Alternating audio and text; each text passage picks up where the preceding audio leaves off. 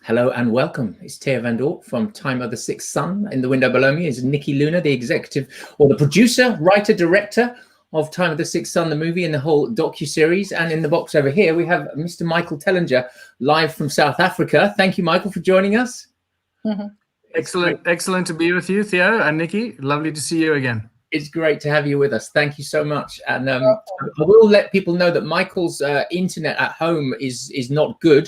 So he's actually broadcasting this using his 4G mobile phone. So if for any reason it drops out or it pauses, then that's the reason why. And if we lose you again, Michael, you can just click the link and come back in, and we'll chat about you while you're not here.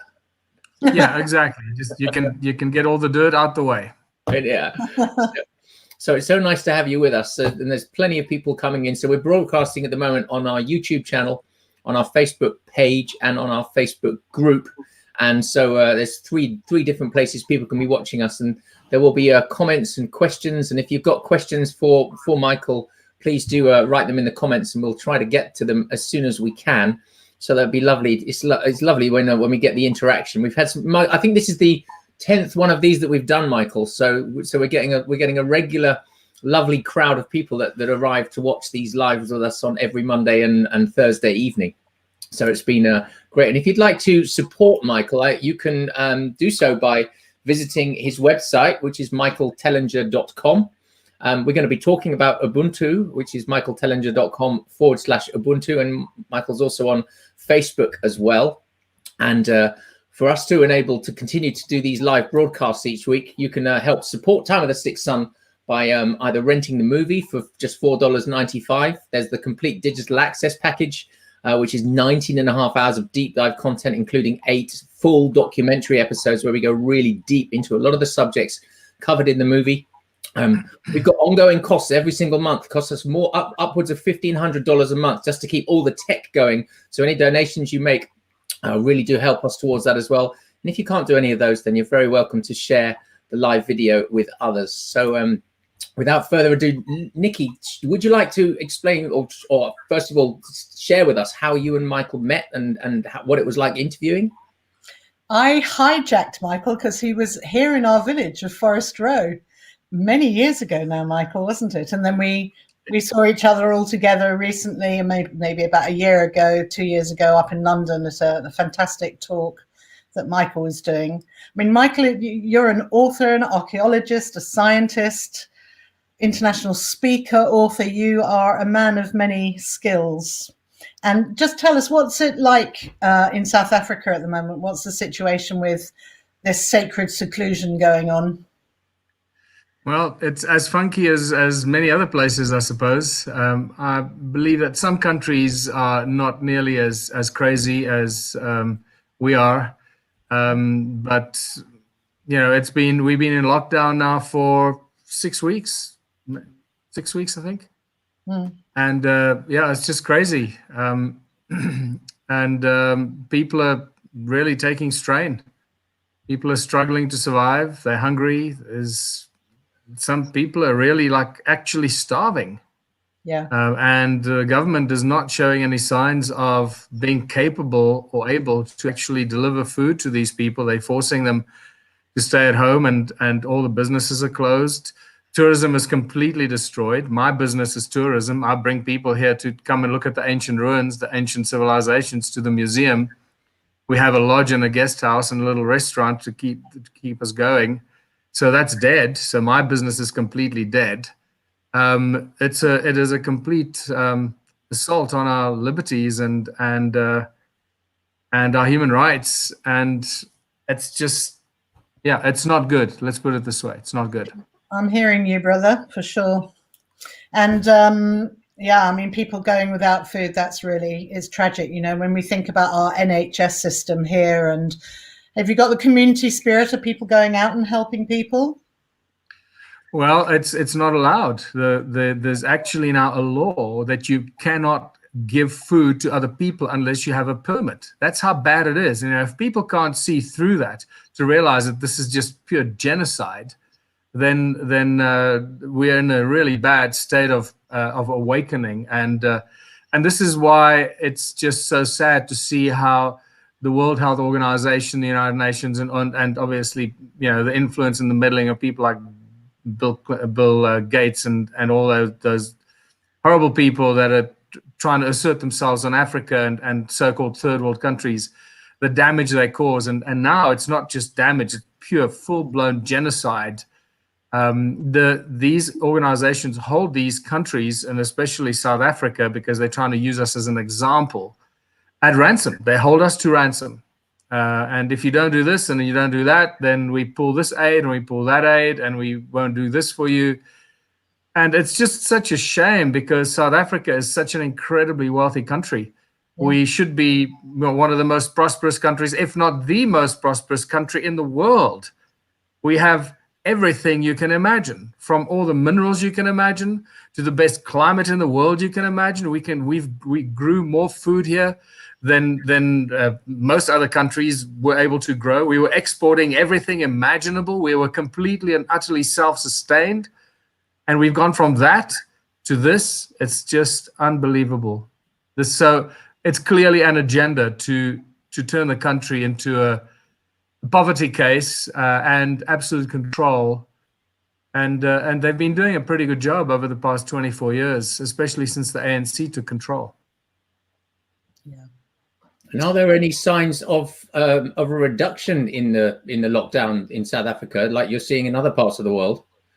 Yes, the president was live last night, and so we were on lockdown for like phase 5 or whatever they call it. Then now we've been in zone 4 or phase 4, and what he said last night was that at the end of May we're going to move into phase 3, and I'm just hoping that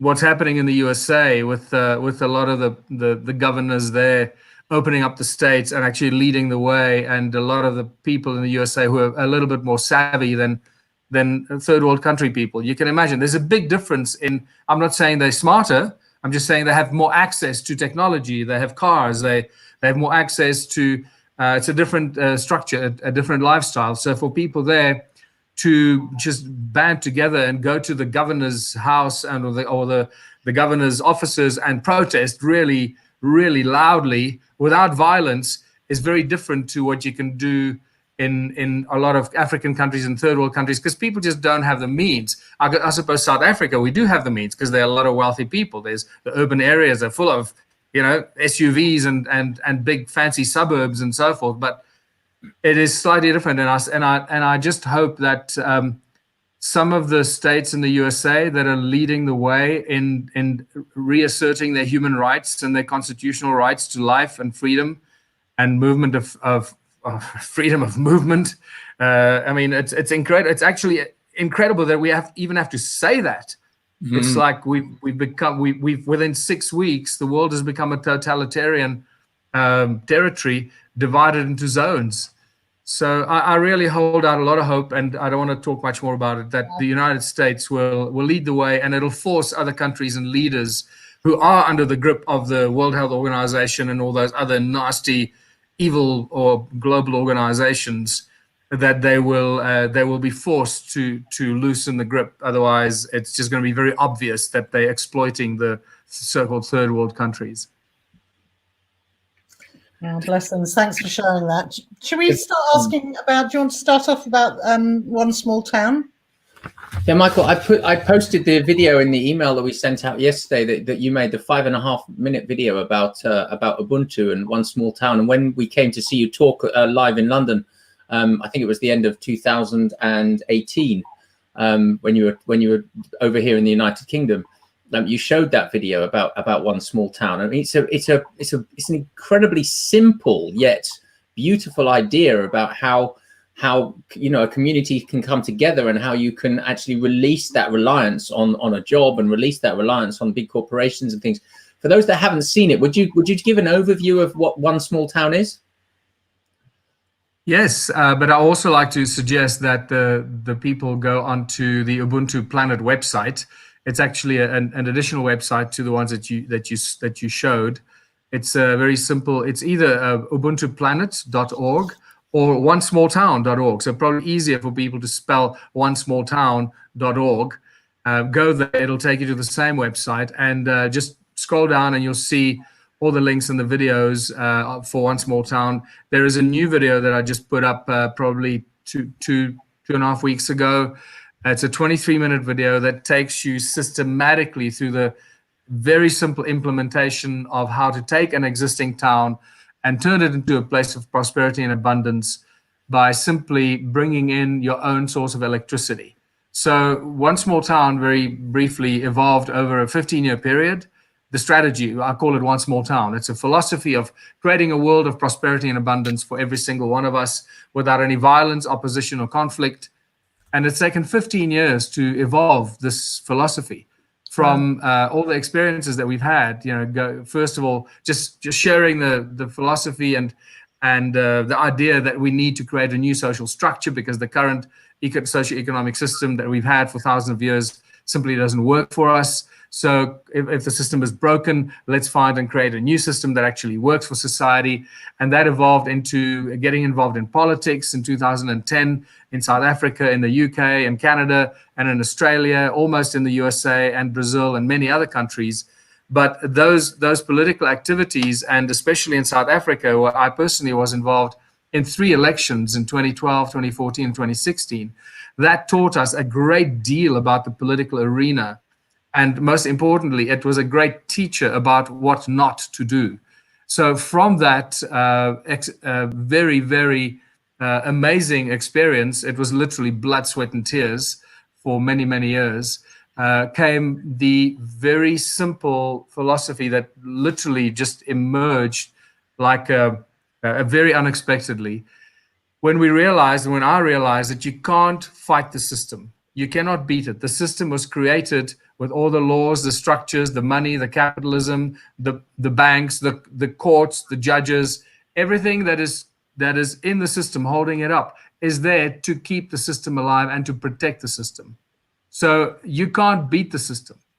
And that's when I realized that going into politics was an act of opposition. You become an opposing party, and that's not going to work. It's old paradigm thinking. And that's when the One Small Town Can Change the World strategy suddenly emerged. And the fundamental message in this One Small Town strategy is that we take what they throw at us, all the tools of enslavement that are thrown at humanity. We take all those tools of enslavement and we turn them around. You don't resist them, you don't fight them, you don't try and stop them or oppose them. You do what masters in martial arts do. You take the energy thrown at you and you twist it around and you bend it around so it comes back and actually helps you and works for you. So it's become the slogan that says we use the tools of enslavement as tools of liberation. And it is such a powerful, enlightening, and empowering philosophy. It literally boggles the mind. And all it is so bloody simple that when people first come to face with it, a lot of people are just boggled by how simple it is, and then you start going through, well, what about this, what about that, and what I can tell you is that just go watch the video, watch the 5-minute video because it's highly inspirational, motivational, then watch the 24-minute video that gives you the nitty-gritty, the implementation step by step.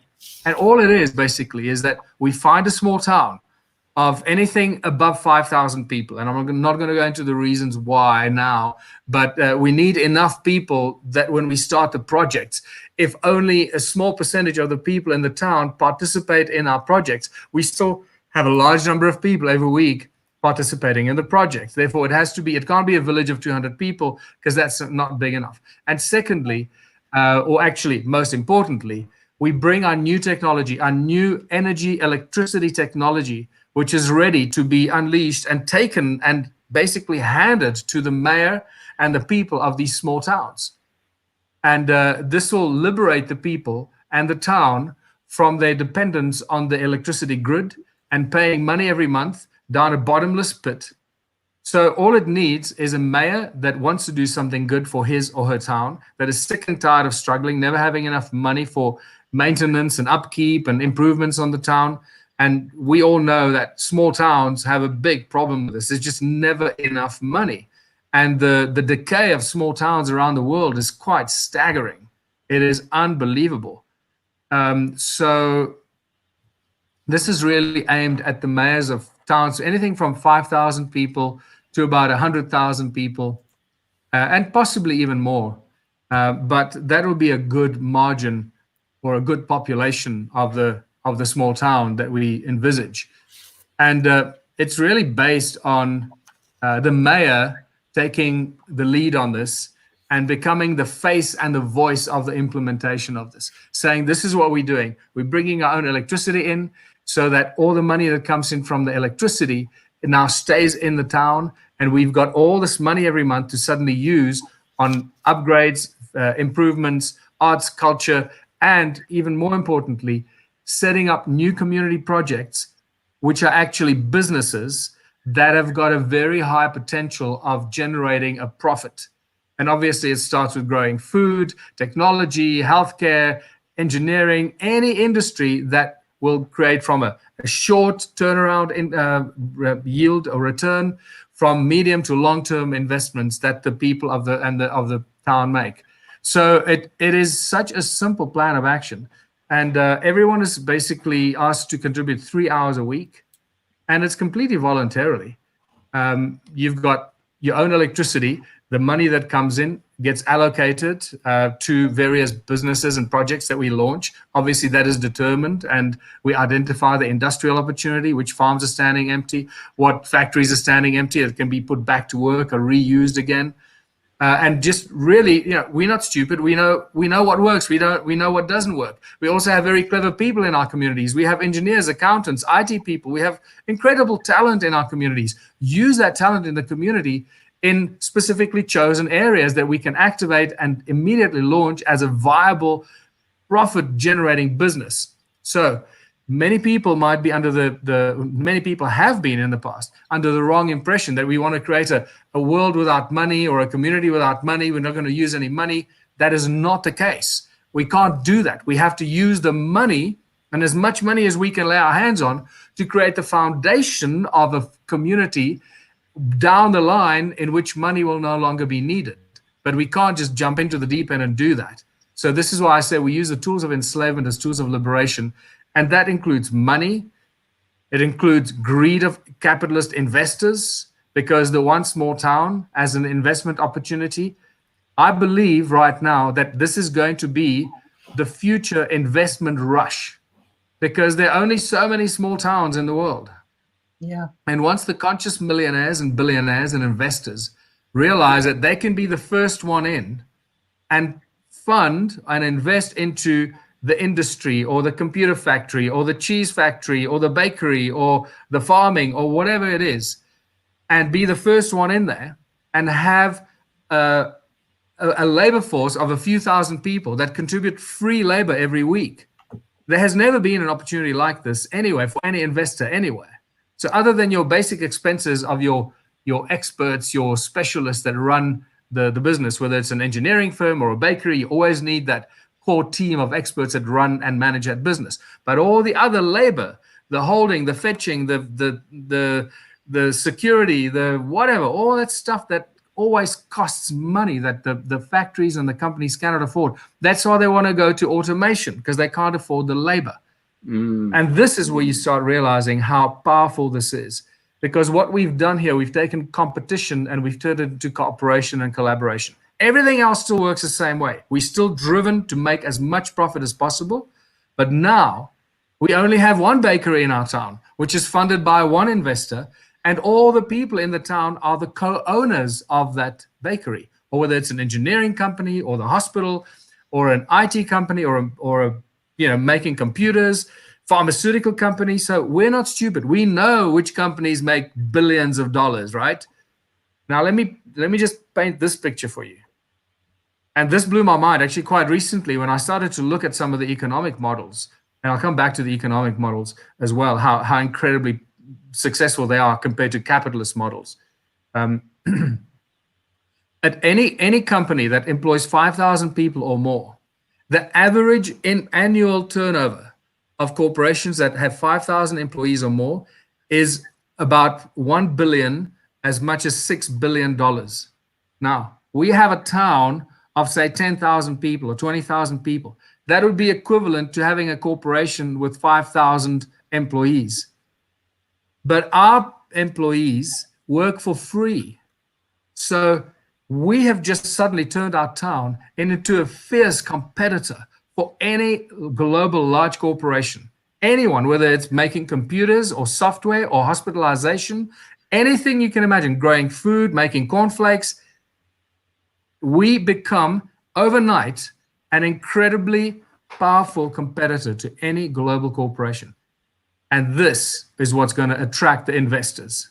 Well, 5,000 people giving 3 hours a week, that's 15,000 hours of labor a week in that town focused. That's free labor.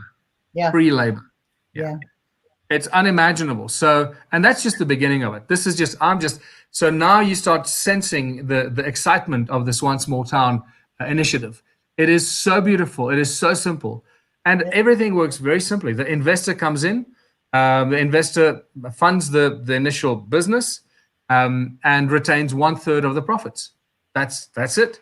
The other third goes to the community, municipality, or the council for upgrading and maintenance of the town, and also initiating new projects. And the final third gets distributed as cash or income to those that participate in the projects. Now, it is an integrated project structure. If you once you watch the 23-minute video, and there's a 40-minute video, and then there's a full 1.5-hour lecture which goes into a lot more detail. This is all on the website and on my YouTube channel as well.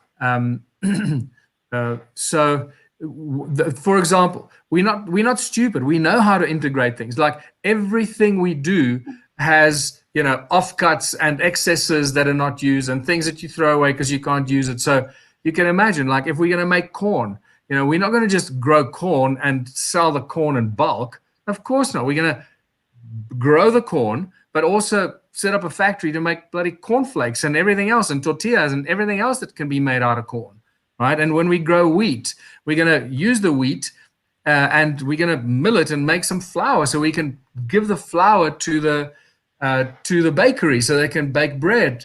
And we're not just going to sell the wheat in bulk. So just imagine everything we do integrates into every other project that we have on every level possible. So if you start a bakery in this, and you're an investor into a bakery in a One Small Town scenario, your flour and the components for your bakery are going to come to you virtually for free because we're growing it ourselves. We're not buying it from somebody else. So not only do we have free labor, but we also have incredibly cheap components. And it's just unbelievable when you start looking at the incredible potential of this. I've had several accountants and business what you call them, people that do business models and business plans, look at this and compare it to what I call contributionism. So this whole system of One Small Town is based on a system that in 2005 I called contributionism. It's a system where people contribute their skills and talents for the benefit of everybody else in their community. So these accountants, and some of them were really big time accountants working for billion-dollar companies. And these guys, don't waste their time on trivial crap like this because they think they always know better. Well, this was interesting. I sat next to one of these accountants on a flight in Canada, believe it or not, where my wife Emma and I were flying somewhere doing lectures on Ubuntu and One Small Town stuff, and ended up sitting next to this lovely Jewish guy who happens to be an ex-South African, who was an chief financial officer for like $1 billion Canadian company, an accounting firm. And I started to talk to him, and I could see in the beginning he was just like very dismissive of this, but he was curious, so he was asking me questions. And within like half an hour to 45 minutes, I could see he was really thinking about this, and he was starting to nod, and he was nodding more and more violently. And at one stage, he turned at me and he said, "Listen, are you going to give me a job in this town?" and then about I'd say about a month later, after we came home back to South Africa, I got an email from him, and he said, "I've been running some models on this, and it's actually really interesting, because no matter which way I stack the numbers, it works. The contributionist model always comes out many, many times more successful than any other model in capitalism or system that we use today. And I thought that's just fantastic. Yeah. It's amazing. So where are you now with it, Michael? So this lockdown has actually been very, very good for the one small town strategy, because it's allowed a lot of people, billions of people, who are sitting at home worrying about their future, worrying about life, their job, their survival, and looking for solutions. So many people are finding us, and many people are finding the Ubuntu movement, going through our website, getting very, very excited, which is not good for me because I'm getting thousands of emails and there's just one of me. Hello. And but what it is doing, it's reaching a lot of people. And it's mind-blowing how people are just suddenly waking up. The shift in consciousness and realizing that we have to do something. We cannot go back to the system we had. You're going to go back to 3 jobs just to survive, to pay rent and buy bread and milk to feed your children, and then you can't afford the education. It's just, the system doesn't work. So people are ready to... We have to do a big shout out on here for anyone in the South Africa region who wants to come on board and support Ubuntu. And it's also in many other countries, isn't it? Well, and it's in every country. So our main goal right now is really, we're reaching out to mayors. We're reaching out to 2 people. We're reaching out to conscious mayors of small towns, up to, like I said, from 5,000 to 100,000, maybe even 200,000 people. A mayor that is sick and tired of struggling and wants to do something, wants to be a driver, wants to leave a legacy. Not only that, a mayor that knows that unless he or she does something in their town, the future of their children is going to be seriously, seriously difficult. They may not lead a beautiful life. So in essence, the mayors that engage us in this and implement the One Small Town strategy are creating a future prosperity and abundance and security, not just for themselves, absolute security, food security, healthcare security, financial security, technology security, lifestyle security, everything you can imagine, and especially for their children, and leaving and creating an example for other mayors to do the same thing. So it's literally the first mayor that comes along, and we've got lots of hooks in the water, lots of mayors talking, lots of, when I say lots, there are a number, probably about 12 mayors at this stage that are really interested, they're nibbling, but they come from a capitalist background. This is a whole new way of thinking for them. Although there is no downside. We're not asking the mayor for any money. We're not asking the mayor to take any risks. He's not going to lose any money. They don't have to invest into anything. We're in essence saying to the mayor, look, we're going to bring you an electricity generator for free. We're going to give it to you for free. All you need to do is say, I want it. That's it. It's that simple. And I think sometimes it just sounds, it's too good to be true. So a lot of it it's not too good to be true. That's exactly what it is. We got the world's most advanced, unimaginable technology that people have never seen. Go ahead. No, I was going to say, so a lot of it seems to be pinned on the this alternative. Are you there, Nikki? Can you hear me? I can. Can you hear me? Okay, so he'll come back, but we were having this conversation here several years ago with Michael, and we were looking at different alternative forms of electricity, but it sounds like he has his hands on something. I'm sure a lot of people would like to know about that. I don't know if it's it certainly improves it. And I think that, Nikki, a lot of people have come in since Michael explained what One Small Town is, because I can see comments coming in about surely people working voluntary labor is slave labor. Well, no, I think you missed what he said. He said, so basically what could happen. So let's take our town for an example. If you could find 5,000 people in our town that wanted to work towards this project, then Michael, are you back? We're just recapping.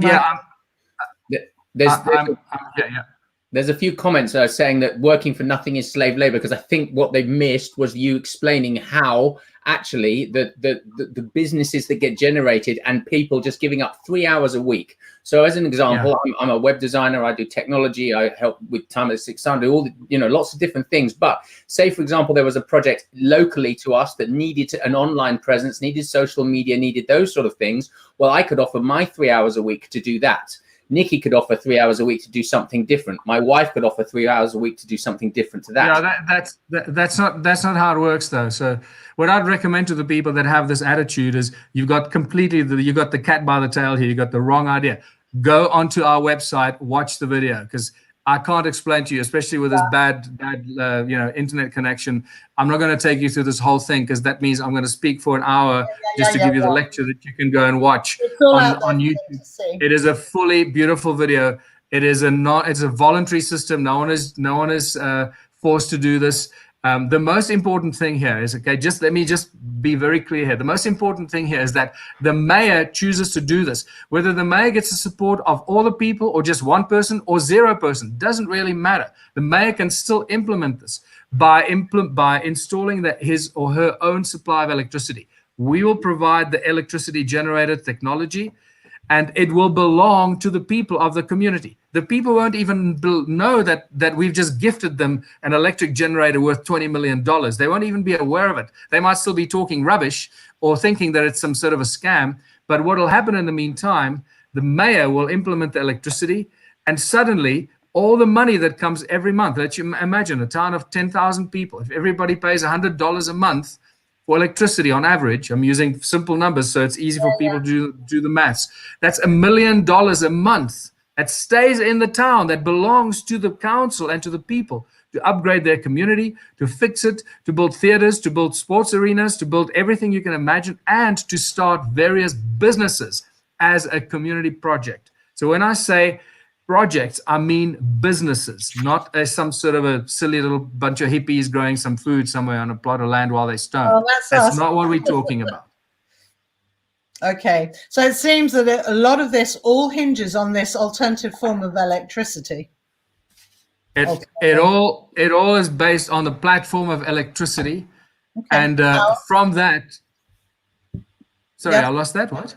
Yeah, I mean it's power. Yeah. And then the moment you start inviting, the mayor becomes the face and the voice. The mayor says, look, if you're an inventor, if you can create free electricity, if you can cure cancer, if you can create new materials, if you're a new material scientist, if you are whatever, come to our town. We have the money to set you up and create a business around you. Bring all the farmers together, right? We have the money and the funds to start all kinds of different manufacturing plants or healing plants or growing things that we're not growing that bring a bigger yield, because now we have all the money every month to start these things. And look, the models, the models and the return on this are unbelievable. It's just when people start doing the numbers themselves, and three hours a week. If some people think it's slave labor, knock yourself out. You can carry on living in this current world. Take the blue pill and carry on. And carry on working like a slave, 10 hours, 12 hours a week, while the other people are going to still carry on with their jobs. They'll find those 3 hours a week somewhere. What do they get in return? Maybe this is what this person missed that asked that silly question. What do they get in return? They get everything that we do, the food, the computers, the healthcare, everything that we create, they get for free. Now, they need to go on your site. If you don't understand that, you need to watch the video, because the whole intention of this is that the businesses that we start create an abundance. We don't just grow a little bit of food. When we're going to grow food, we're going to grow a lot of food so that we can provide food for our community and export all the stuff that we don't consume ourselves. And that goes for everything that we do, because we can do that. We've got all this free labor in our town that we can create as much of stuff and anything we can imagine. Mm. What resistance have you come up against, Michael? Very little resistance. It's just mostly ignorance, or people jump to conclusions. Yeah. So, the best is just to point them towards the video, read the Ubuntu book, watch the video. It'll take you 23 minutes. And if you don't like it, that's fine. Enjoy your life. There are enough people that love it. Enough people that see the wisdom in this, because there is no other way. Yeah. I've been doing this for many, many years. And at the moment, the Ubuntu movement is the only movement that is providing an actual solution, a plan of action to get us out of this mess. There is no other plan of action. There's a lot of people sharing. By the people What did you for say? the people. I said by the people for the people. It makes total sense. So what level of finance are you looking for, Michael? What level of Wow, finance? this line is not good. I'm struggling to hear you. Okay. What level of finance are you looking for? Well, we don't need any finance. We just need a mayor. We just need a mayor to say, I want to do this. I'm amazed that you haven't had more people step forward than a dozen towns. Well, this is the takes first time time. it's happening. It is Yeah. we're pushing this, and every day we get closer. You know, if you could see my inbox in my emails, Yeah. there must be 500 emails there, and I'd say probably 3 or 4 dozen others from small towns or people in small towns that have already spoken to their mayors that want to take this up. I just need to work through them over the next week. What happened with the town of North Frontenac in northern Ontario? In Ontario, Canada. What happened to the town of Frontenac? Michael, can you hear me? I think he's frozen again. So for those of you that joined us later, Michael's internet connection at home was not working because of all the trouble that they're having in South Africa. So he's having to do this through his 4G mobile phone. So he did say there was a risk that it'd drop out. He'll jump back in a minute. I mean, discussion between us, I mean, it is an amazing template, and it's very hard to see fault in it. Really, I am amazed he hasn't had more take up. Yeah, and I would highly recommend you do go to.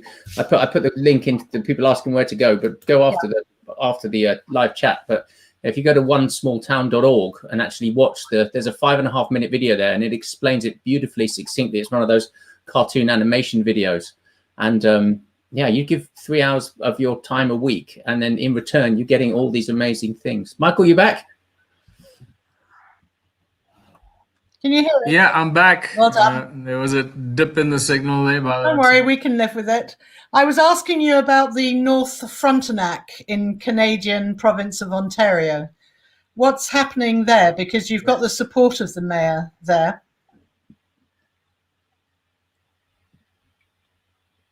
Well, that was the first mayor that reached out towards the end of 2017. Keep in mind, we only launched the One Small Town strategy in around August 2016 in the South African elections. So that was our first attempt to find a mayor, just one mayor in one municipality in South Africa. And we had unbelievable support. It was literally, it was emotionally tear-jerking, the kind of support we had with the Ubuntu party.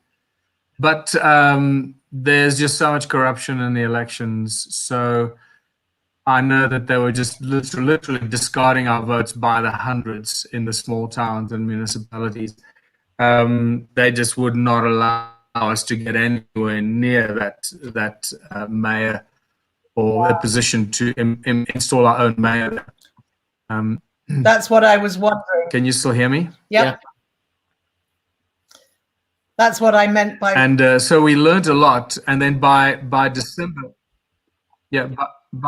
by December 2017, Ron Higgins in North Frontenac.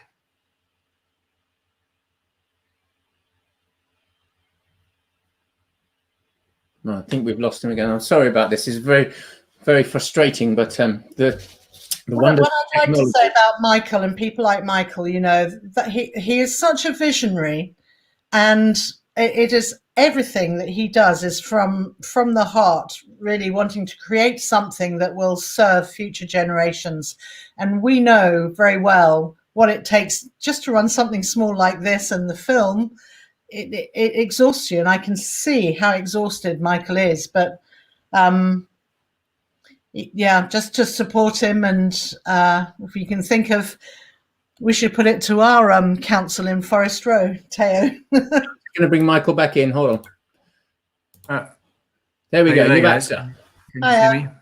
Yep. So I'd just like to point people that want to find out more, all the information is on our website. Go to ubuntuplanet.org or onesmalltown.org and just scroll down, watch the videos.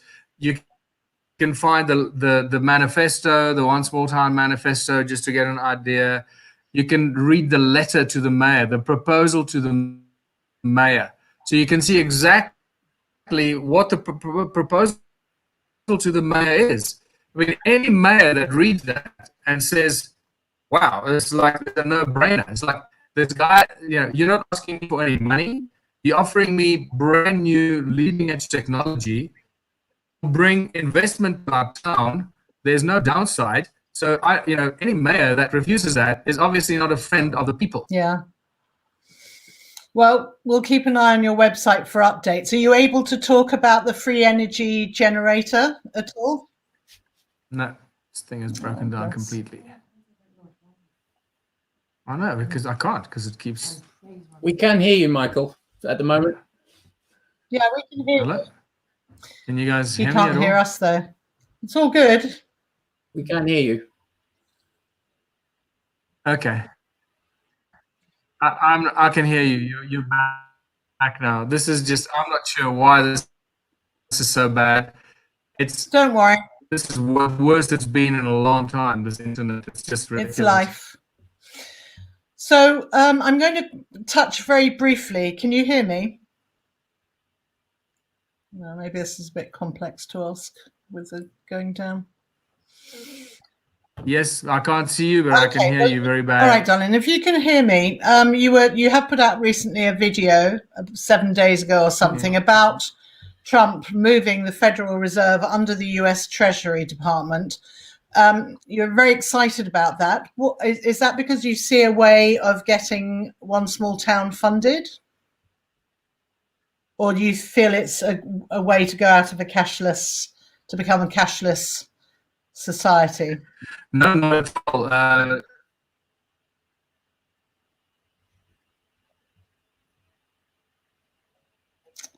No, it's neither of the above, neither of those that you mentioned. First of all, a cashless society is really dangerous. When people talk about a cashless society, be very, very careful of that. We need cash in our lives. Because the moment they take the cash away from us, then we are completely screwed. If we're dependent on plastic cards, I mean, they can cut your supply of money. They can cut you off. Society is not a solution. We're talking about ultimately a moneyless society, but that's way down the road. No, I agree. First, we need to create towns of abundance and prosperity. And that abundance and prosperity means abundance of food, technology, healthcare, arts, culture, education, all the things that we all want and strive for, the best possible in every field, but also money, economic success, because that ultimately leads to people realizing that money does nothing, because they're making so much money. Yes, I don't know if you can hear me. This is really frustrating because I'm just seeing black screens with little revolving circles on the screen. I don't know if you can hear me. Yep. We can hear you, Michael. Luna, I wonder whether this is such a fascinating subject. I wonder whether we cut this short tonight and we invite Michael back on once the internet is working again properly. Can you hear me, Nikki? Are you there? Yeah. Yeah, Michael. I'm wondering whether we cut this short tonight and we invite you back on in a few weeks' time once the internet's working properly and we can actually it seems like it's just getting worse and worse. I don't know. It's just. Yeah, I think we're going to do that. I think what I'm going to do is I'm going to. Can you just type him a little message? Yeah, well, we can do that afterwards. But we'll let Michael know. But I'm going to end this broadcast now because it's frustrating for you. It's frustrating for us, and you'll know from the we've done previously, we've not had these issues before. We can just chat. If Michael goes, we can just chat before we close off. Michael, if you can hear us, we're going to have you back in a few weeks on a better signal. Yeah, I'm not sure how I'm going to create a better signal here. It's probably from my side. It's not you. You're out in the UK. Your signal is probably really good. But if you're somewhere in town, if you can get somewhere where it's got a faster signal, more solid, we'll do another show. We definitely want you back because I want to talk about the stone circles and negative ions, Bosnian pyramids. It's hard to do it while we're going in and out. No, it's very tough. It's very hard. I'm sorry about this. No, There's not much I can do about it. Our landline was just severed yesterday. It stopped working last night, and so I had to use my phone. I don't know when that's going to come back. So don't worry. We'll say goodbye to you for now. Leave studio. Yes. At the bottom of your screen. Leave studio. There we go. Okay, so everybody, folks, we are sorry about that. But hey, that's how it is in the world at the moment, and he doesn't have a signal. So we will get him back because Michael is absolutely fascinating. What he's discovered with these millions and millions of stone circles that they found throughout South Africa and pyramids that align, and it's really phenomenal work.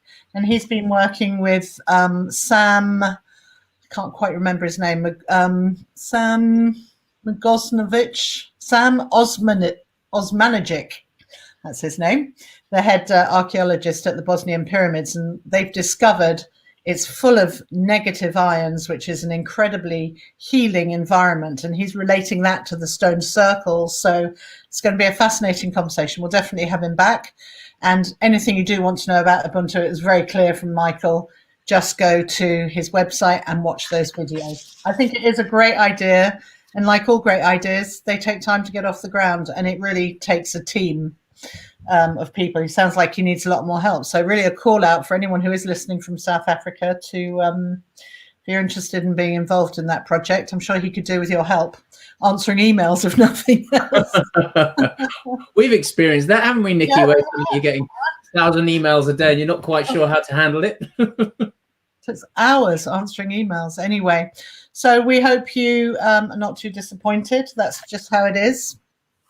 But Monday night, got coming up.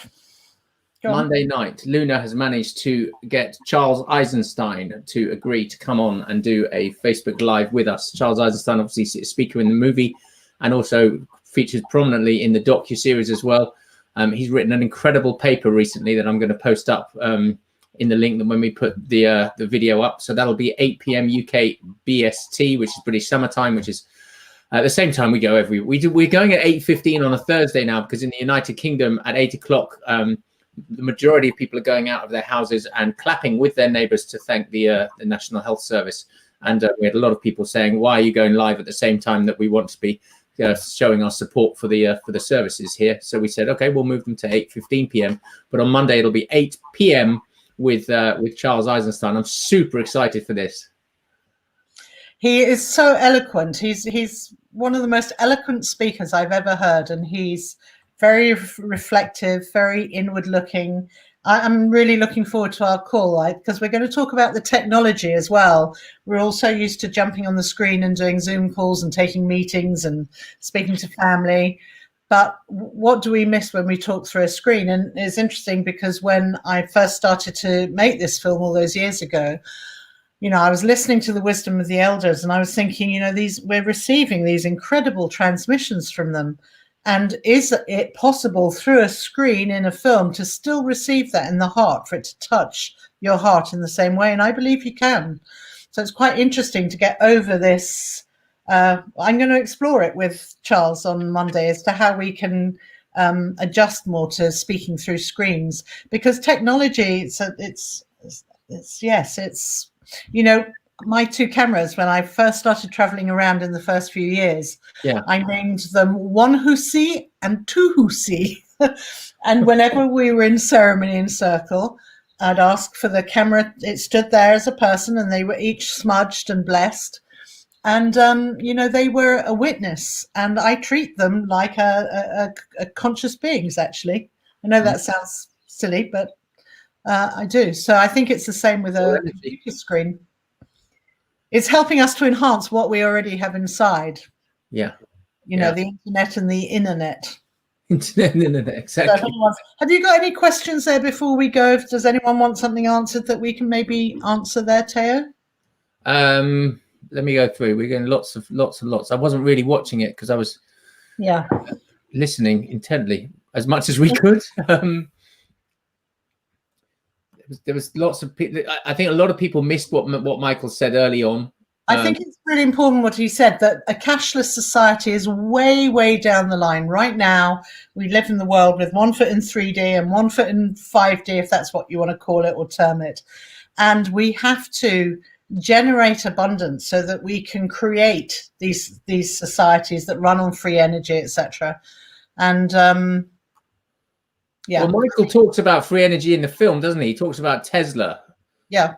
And Jane posted, if you know what happened to Tesla and his free energy, that might give you a clue to the fear any mayor will have of going off grid, which is you can imagine. I think that's a really good point, actually. Yeah, that's why I was asking about what resistance had they come up against. Yeah, I think that'll be it. And I'm just looking through these other comments here. There was so many comments coming in, and but most of them are questions for Michael. All things that I just don't want to dive into because I don't want to answer on his behalf. No. I'll go on, Taya. I'm reading through here.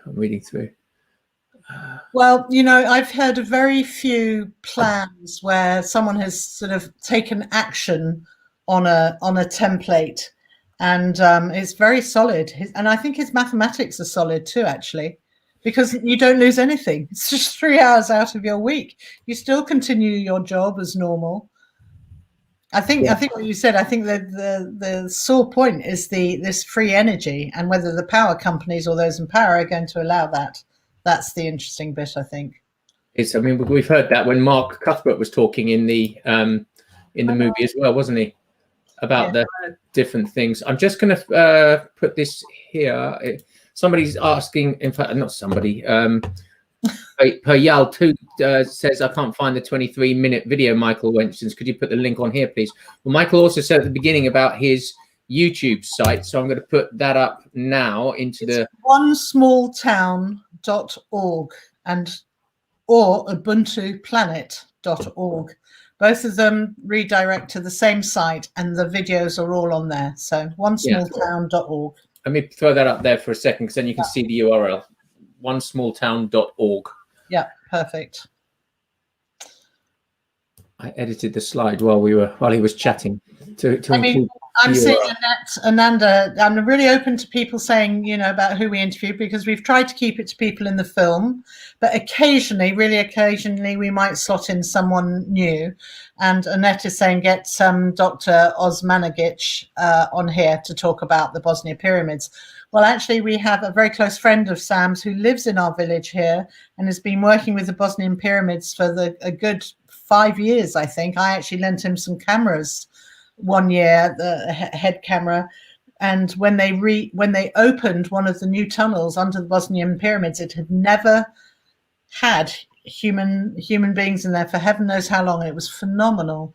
And just this mist, which they believe are beings, clear water, all the tunnels are full of water that runs under the pyramids. It's quite awesome. We know so little. They know a lot more, and I think it would be amazing to get Sam Osmanagic to interview if he would like to, and I can arrange that through Nigel. So good idea, Annette. Let's put that into play and get him on the show. Yeah. Because I'd like to hear about our interest has obviously always been in the healing shamanic sector, and I believe that it's full of negative ions, very, very high content of negative ions, which are very healthy. And I'd love to hear more about that. So we'll do that. Yeah. Yeah, definitely. We'll talk to him, and maybe we'll have him on in the next few weeks. Yeah. And if we hope to continue doing these live broadcasts twice a week. So at some point we will have exhausted our list of speakers. I'm not sure it's going to, we've got plenty to go, but there's only over 60 or 70 of them in the movie, and I think over 85 in the movie and the docu-series as well. So but if you have got people that you particularly think, this would be really good for Nikki and Teo to interview, just ping us an email to help@timeofthe6sun.com. I read every one of those emails. I answer every one of those emails, so you can you're getting straight to me, and I'll be able to look at those and think, hey, that's a good one. That's a great idea. I have asked Greta Thunberg to come on the show, and so we're waiting to hear back on that. But hey, whoever's meant to be here will be here. Yeah. So shall we call it to a close and say thank you very much, everyone, for joining us. And next Monday it's going to be exquisite with Charles. It is. It is.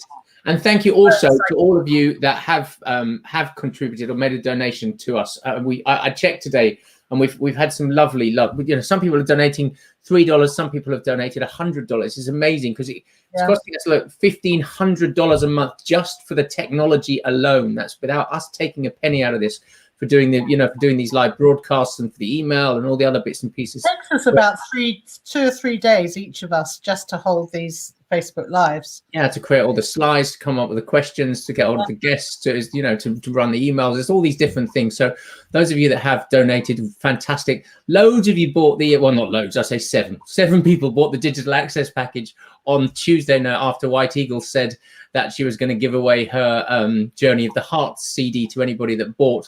So I've emailed that to everybody that did, and I've also made it available to anybody that purchased previously in the resources section on your digital access package website. So that's still open. Anyone who purchases, so anybody that purchases, you will get that as well. That beautiful 5-track CD from White Eagle and the Medicine Drum too. And I had a lady send a very, very strong email to me this week about, why are you asking for donations? And I was just like, well, because we've got ongoing costs, and £700,000 or $825,000 that it made to make that movie. We're nowhere near to breaking even. Nikki and I haven't taken a penny out of this in years, and so we're just saying, if you're enjoying this content and you want to make a contribution, that would be lovely. So if you can't, and you've got no, we understand people are cash strapped, as Michael said. There's people starving. That it's difficult times. But if you are a little more flush and you want to help us continue to do this, it'd be lovely to have it. So thank you. Lovely. Thank you, everyone. Love. Good night, and see you Monday. See you on Monday. Charles Eisenstein. We can't wait. Good night. Bye.